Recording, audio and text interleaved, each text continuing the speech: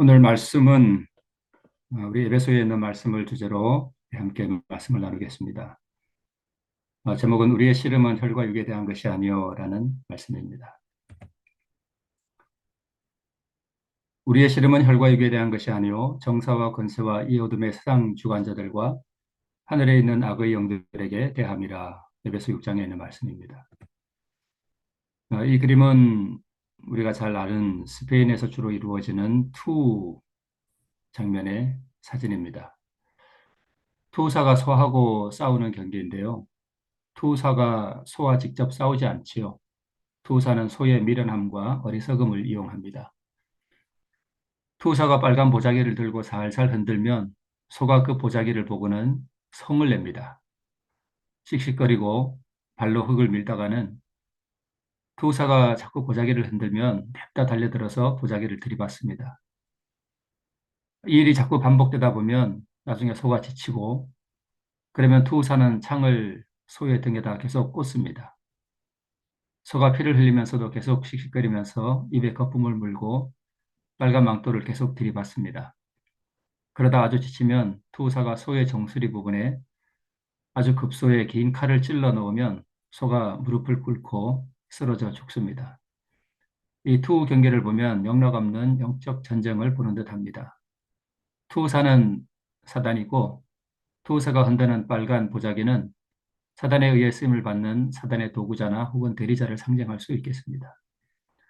손은 우리 모두를 상징하고, 또 우리는 사단의 손에 들린 빨간 망토의 역할을 해서 다른 사람들을 멸망시키는 도구가 되기도 합니다. 그런데 이 투의 모습을 우리가 가만히 보면 손은 자신이 싸워야 할 대상이 누구인지를 잘 모르는 것 같습니다. 망토를 흔드는 투사가 이 소의 눈에는 보이지 않는 듯 그렇게 보입니다. 소가 지혜나 명철이 있어서 자기가 싸워야 할 상대가 빨간 망토가 아니라 투사라는 사실을 깨닫기만 하면 될 텐데, 미련한 소는 이 전쟁의 실체를 깨닫지 못합니다. 소의 눈에는 투사가 보이지 않고 빨간 망토만 보입니다. 그래서 소는 보자기하고만 싸우려고 합니다. 빨간 망토는 투사의 손에 들린 도구에 불과하고, 소가 망토가 아닌 투사를 냅다 들이받으면 자기가 이길 수도 있다는 사실을 모릅니다. 그리고는 자기 앞에서 흔들리는 빨간 망토를 보고는 열받아서 망토하고만 싸우려고 합니다. 이 장면은 오늘 우리 에베소에 있는 말씀을 우리 마음에 생각나게 해주고, 또 그것이 우리 삶 속에서 어떻게 이루어지는지를 보여주는 하나의 실물 교훈입니다. 소가 투사와 싸우는 이 장면을 보면 왜 저렇게 미련하게 자꾸 망토하고 싸울까? 그냥 돌아서면 그만인 것을, 그런 생각을 우리로 하여금 갖게 합니다. 실체가 없는 분노의 대상, 그 허망함, 소가 화가 나서 망토를 들이받았을 때 아무것도 얻어 걸리는 것이 없고, 허공을 들이받는 듯 들이받고 나서 이게 뭐지? 하는 듯한 그 허망한 소의 눈을 보면 꼭 우리의 모습을 보는 것 같습니다.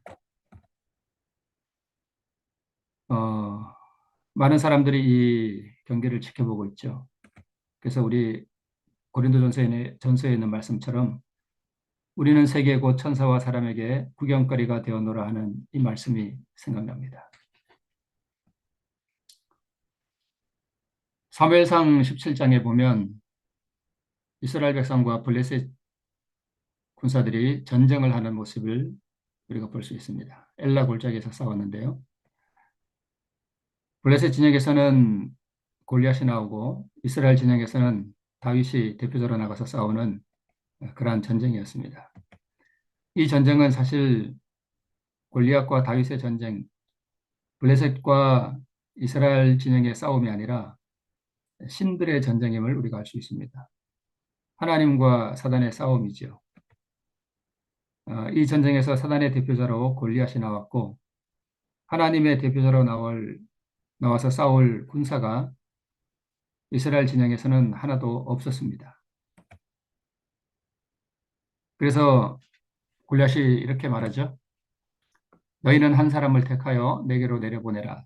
그가 능히 싸워서 나를 죽이면 우리가 너희의 종이 되겠고 만일 내가 이겨 그를 죽이면 너희가 우리의 종이 되어 우리를 섬길 것이니라 라고 말합니다.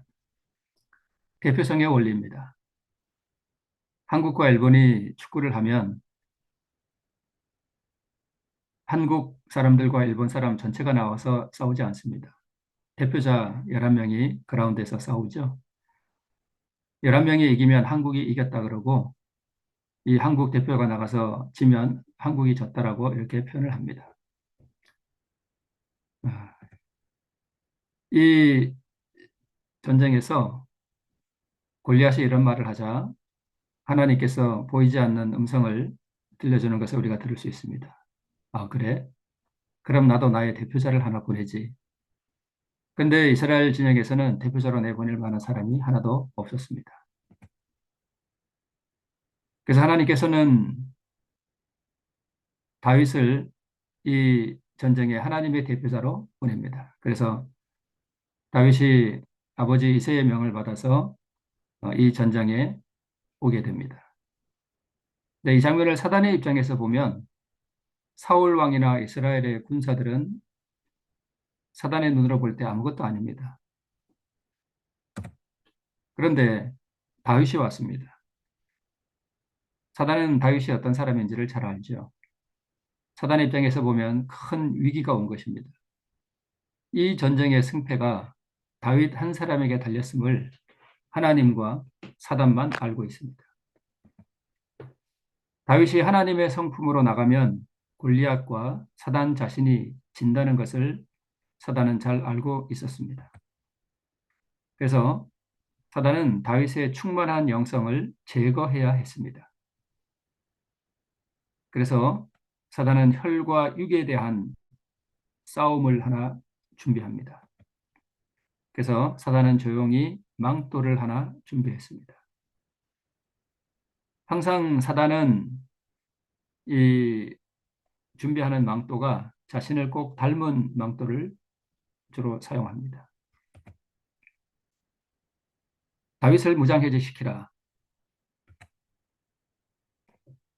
그래서 오늘 우리 에베소 6장에 있는 본문 앞에 보면 정말로 너희가 주 안에서와 그 힘의 능력으로 강건하여지고 마귀의 괴계를 능히 대적하기 위하여 하나님의 전신갑주를 입으라라고 말씀하고 있습니다. 이스라엘 군사, 심지어는 사울 왕도 하나님의 전신갑주를 입은 군사가 하나도 없었습니다. 그래서 하나님께서는 이 하나님의 전신갑주를 입은 한 사람, 다윗을 이 전쟁의 대표자로 보낸 것입니다.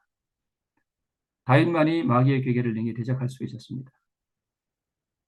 그런데 이 다윗도 하나님의 전신갑주를 벗으면 다른 일반 군사들과 다를 것이 하나도 없었습니다.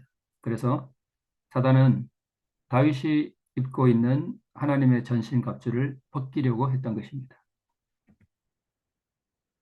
그래서 사단은 다윗이 골리앗과 싸우기 전에 그가 입은 갑옷을 무장 해제시키려고 했던 것입니다. 그래서 그가 준비한 망토는 바로 다윗의 형 엘리압이었습니다. 사단이 엘리압을 손에 들고 사단 앞에서 흔듭니다. 엘리압이 이렇게 말합니다. 그가 다윗에게 노를 바라여 가로되 내가 어찌하여 이리로 내려왔느냐 들에 있는 몇 양을 네게 맡겠느냐 나는 내 교만과 내 마음의 완악함을 아노니 내가 전쟁을 구경하러 왔도다.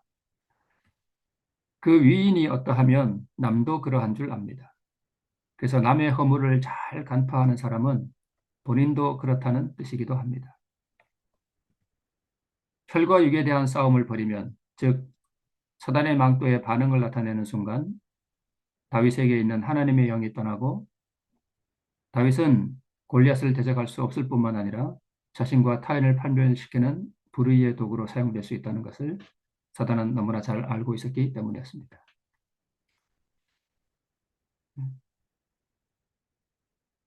사단은 주로 우리와 가장 가까운 사람을 손에 들고 흔듭니다. 우리가 가장 가까운 사람과 싸우고 나면 소가 마치 망토를 들이받고 난 다음에 실체가 없는 것을 발견하고 그 눈에 허망함을 느꼈을 때 그런 모습을 우리가 보는 것처럼 우리도 마찬가지입니다. 그 공허함, 그리고 우리가 가장 가까운 사람과 대적하여 싸웠을 때 이르러오는 우리 마음의 비참함이라고 하는 것을 우리가 잘 알고 있습니다. 엘렙이 말합니다. 너는 교만하다. 너는 마음이 완악하다. 그리고 들에 있는 몇 양은 누구에게 맡겼느냐라고 다윗의 성품과 그가 하고 있는 일에 대해서 비난을 합니다. 물론 다윗은 사무엘상 17장에 이렇게 기록되어 있습니다. 다윗이 아침에 일찍 일어나서 양을 양지키는 자에게 맡기고 이새의 명한 대로 가지고 가서 진영에 이르렀다 이렇게 기록하고 있습니다. 다윗은 신실한 사람입니다. 그는 아침에 일찍 일어나는 사람이었고 양을 양지키는 자에게 맡기고 올 만큼 자기의 일에 충실한 사람이었고 아버지 이새의 명한 대로 순종하는 아주 신실한 사람이었습니다. 엘리압은 자기 안에 있는 품성의 특질을 다윗에게 뒤집어 씌웁니다. 이것이 사단의 모습입니다. 그리고 말하기를 내가 전쟁을 구경하러 왔도다라고 말을 합니다. 내가 전쟁을 구경하러 왔도다라고 하는 엘리압의 말은 하나님께서 다윗을 이 전쟁을 승리로 이끌 하나님의 군사로 부른 사실을 알고 저는 다윗의 사명을 이루지 못하게 하기 위해서 그렇게 비난하는 것입니다. 장형 엘리압의 비난과 공개적 망신에 대해 반응을 보이면 하나님의 대표자로서의 자격을 잃어버리게 됨을 사단은 잘 알고 있었습니다. 다윗이 엘리압과 싸우는 동시에 그는 골리앗과 싸울 수 있는 하나님의 전신갑주를 잃어버리게 되는 것이었습니다. 이때 다윗이 행한 행동을 성경은 이렇게 기록하고 있습니다. 다윗이 가로되 내가 무엇을 하였나이까? 어찌 이유가 없으리이까? 하고 돌이켜 다른 사람을 향하여 전과 같이 말하며 백성이 전과 같이 대답했다라고 기록하고 있습니다. 다윗은 자신을 비난하는 형 엘리압에게서 돌이켰습니다. 소가 자신을 화나게 하는 망토만 보고 그것을 흔드는 손이 투우사라는 것을 잘 모르는 것처럼 보입니다. 그러나 오늘 다윗은 누가 엘리압을 들고 흔들고 있는지 분별하는 것처럼 보입니다. 계시록 3장 18절에는 안약을 사서 눈에 발라 보게 하라 하는 말씀이 있습니다. 우리는 우리 가정에서 또는 교회에서 또는 이웃 간에서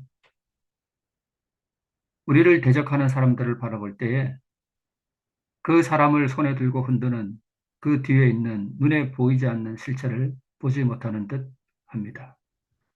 만약 우리가 안약을 사서 눈에 발라서 보게 하고 영적 식별력을 가진다면 우리를 대적하는 것이 한낱 인간이 아니라 그 뒤에 있는 눈에 보이지 않는 사단이라고 하는 사실을 우리는 간파할 수 있습니다.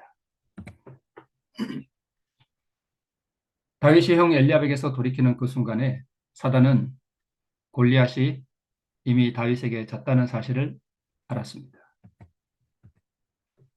다윗은 억울하게 자기를 모함하는 형에게서 그리고 자기를 비난하는 형에게서 돌이켰습니다.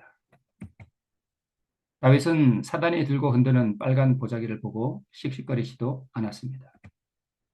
그는 불쌍하게도 사단의 도구가 되어 흔들리는 자기 형 엘리압을 쳐다보지도 않았습니다. 그는 자기가 싸워야 할 대상이 누구인지에 대해서 모르지도 않았고 또 흔들리지도 않았습니다. 그리고 형에게 자신이 잘못한 게 무엇이냐고 따지고 들지도 않았고 사람들 앞에서 자기를 변명하려고 하지도 않았습니다. 그의 관심사는 자기를 모욕한 엘리압도 아니고 창피를 당한 자신의 처지도 아니었습니다. 그의 관심사는 오직 하나님의 영광이었고 땅에 떨어진 하나님의 이름이었습니다. 다윗은 자기를 내버려 두었습니다. 다윗은 자기를 변호하려고 하지도 않았고 자기의 명예를 지키려고 노력하지도 않았습니다. 그는 그냥 자신을 내버려 두었습니다. 골리앗과의 싸움은 여기서 이미 승패가 결정되었습니다.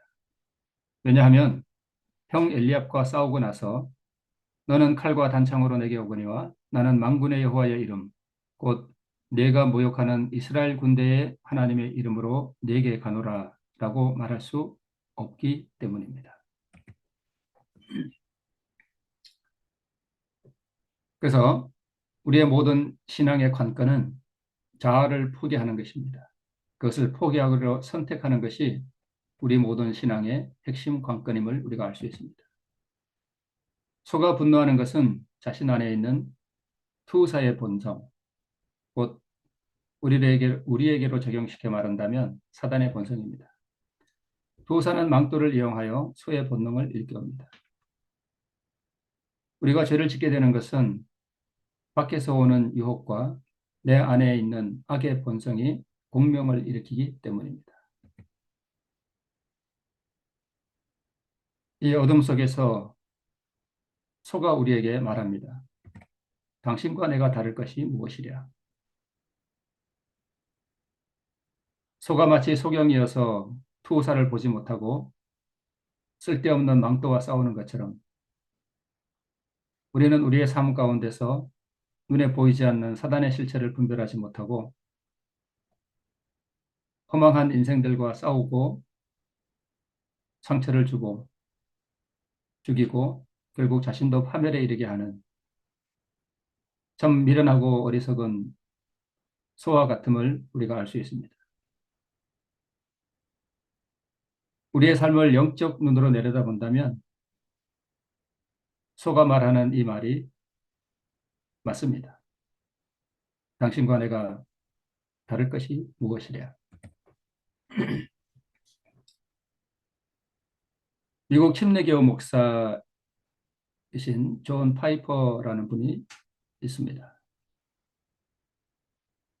이번에 글에 이런 말이 있습니다. 20년 전 어느 아침에 나는 아내와 심한 말다툼을 하고서 쓰레기통을 비운다는 핑계를 대고 밖으로 나갔다.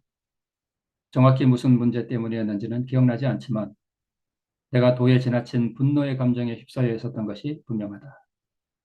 쓰레기를 내다 놓아야 하는 큰 길까지 걸어 내려갈 때 태양이 구름 사이를 뚫고 비추었다. 상쾌한 아침바람, 반투명의 연초록 나뭇잎들, 마치 낙원에 있는 느낌이었다. 손에는 쓰레기가 들려 있었다. 나는 이 땅에서 가장 소중한 사람을 향해 변명과 분노를 드러내고 상처받은 감정과 욕구로 허둥대는데 내가 범한 죄를 근거로 나를 죽음까지 몰고 갈 수 있는 권한을 가지신 하나님께서는 오히려 하늘의 창문을 여시고 기쁨으로 나를 덮어주고 계셨다. 그로 인해 생겨난 결과는 내 입장에 대한 정당화가 아니라 처절한 후회였다. 하나님께서는 내가 아내에게 짚으려야 하는 것보다 1000배 이상 내게 눈살을 찌푸리셔야 할 이유를 갖고 계시다. 하지만 나는 여기 주의의 순간 속에서도 그분이 주시는 즐거움을 아낌없이 받고 있었다. 내가 흘린 눈물보다 훨씬 더 중요한 것은 그 눈물이 사랑과 용서와 화해의 능력을 주었다는 사실이었다. 나는 즉시 쓰레기통을 내려놓고 아내에게 돌아가 용서를 구했다. 하나님이 그 아침에 나에게 주신 햇빛과 산들바람과 나무들, 그 안에는 소망과 인자함, 그리고 용서가 있었다. 그것은 내가 당연히 여기던 권리들을 내려놓게 했고 내 안에 새로운 사랑을 솟아나게 했다라고 기록하고 있습니다. 이것은 아름다운 자기 굴복이지만 이것보다 더 위의 차원은 올라오는 사단의 본성을 사용하지 않고 하나님께 드리는 것입니다. 그리고 그리스도의 완전한 의를 구하는 것입니다. 존 파이퍼 목사님이 경험했던 이것을 우리는 회개라고 합니다. 이것도 아름다운 자신의 굴복이지만 또 위의 차원은 그것을 사용하지 않고 그 분노한 감정을 하나님께 드리고 하나님께 주시는 완전한 평화와 의를 경험하는 것입니다. 이것이 더 차원 높은 것입니다. 그리고 두 번째보다 더 차원 높은 것은 사단의 본성이 올라올 때 그것을 사용하지 않을 뿐만 아니라 적극적으로 사단이 들고 흔드는 망토, 사단의 도구가 되어 있는 그 사람에게 사랑을 고백하고 그 사랑을 행위로 나타내는 것입니다. 이것은 더 차원 높은 것이고 하나님께서 우리에게 요구하시는 것은 바로 이 3번입니다. 이 순종을 하면 그리스도의 의를 주실 것을 믿는 믿음으로 행하는 것입니다. 이 자아 굴복과 믿음의 행위를 아울러서 순종이라고 합니다. 성경에는 우리에게 하나님께서 순종할 것을 명하셨습니다. 이 순종이라고 하는 것은 자신을 굴복시키는 것과 그것을 믿음의 행위로 나타내는 것을 아울러서 순종이라고 합니다.